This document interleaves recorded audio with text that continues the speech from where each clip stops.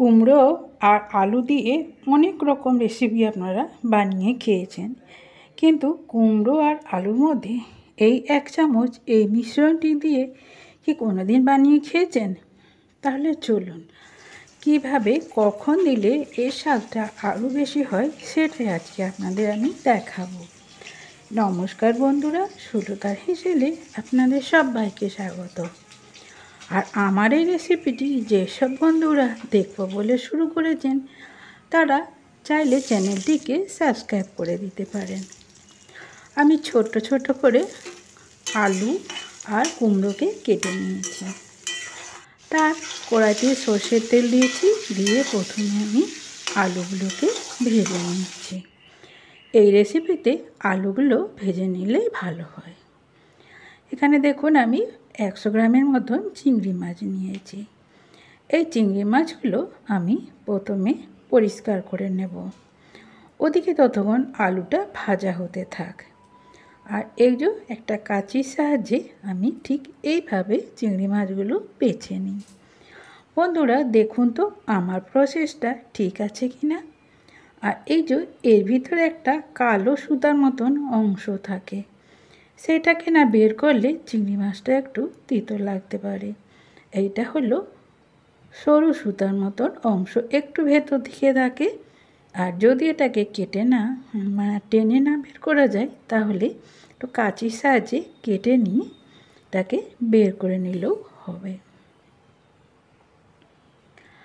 আজকের আমি যে রেসিপিটি শেয়ার করব আপনাদের সঙ্গে, আপনাদের ভালো লাগলে প্লিজ একটা কমেন্ট করে জানাবেন আর অবশ্যই একটা লাইক দিয়ে দেবেন।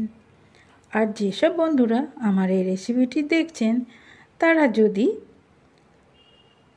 পছন্দ করেন তাহলে বাড়িতে একবার এইভাবে রান্না করে খেয়ে দেখার অনুরোধ রইল। আর এই যে আমি চিংড়ি মাছের পাগুলোকেও কেটে নিচ্ছি, কারণ এই পায়ের মধ্যে অনেক ময়লা থাকে। এই পা আর লেজের সাহায্যে চিংড়ি মাছ তো জলের মধ্যে সাঁতার দেয়।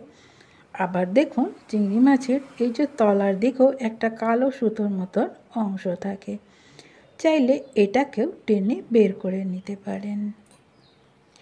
আমি এইভাবে চিংড়ি মাছগুলো সব পরিষ্কার করে নেব।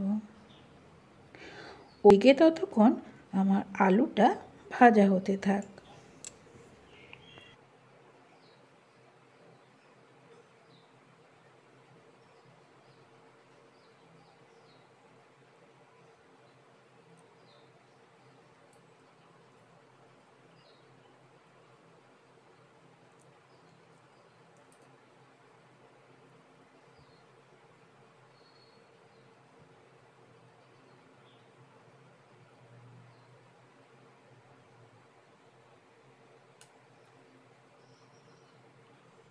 চিংড়ি মাছগুলো আমি দেখুন এরকম ছোট ছোট পিস করে কেটে নিয়েছি, যাতে কুমড়োর সাথে খুব ভালোভাবে মিশে যায়।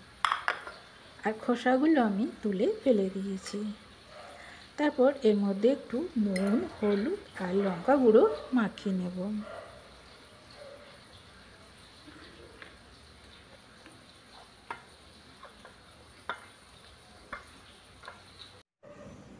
আলুকে লাল লাল করে ভেজে আমি তুলে নিয়েছি। তারপর ওই তেলের মধ্যে তেজপাতা, শুকনো লঙ্কা আর জিরা ফোড়ন দিয়ে দিলাম। এরপর কুমড়োগুলো দিয়ে দিচ্ছি। কুমড়োগুলোকে আমি তেলের সাথে প্রথমে খুব ভালো করে মিশিয়ে নেব। তারপর একে একে আমি উপকরণগুলো দিতে থাকব।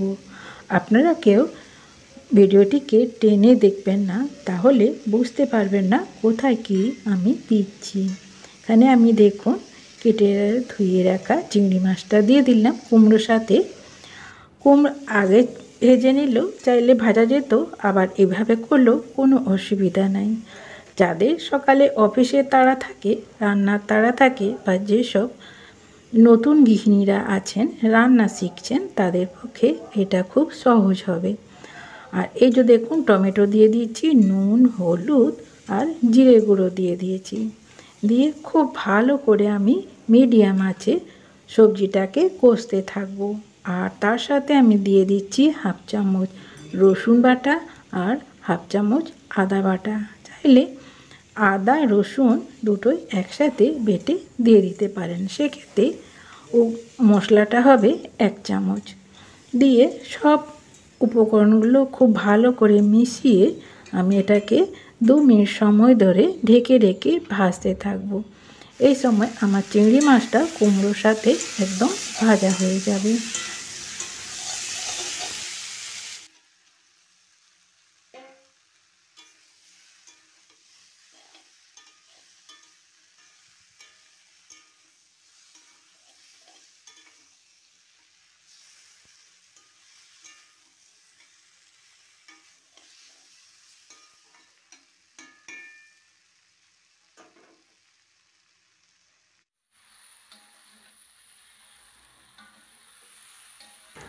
দেখুন একদম শুকনো শুকনো করে আমি ভেজে নিয়েছি।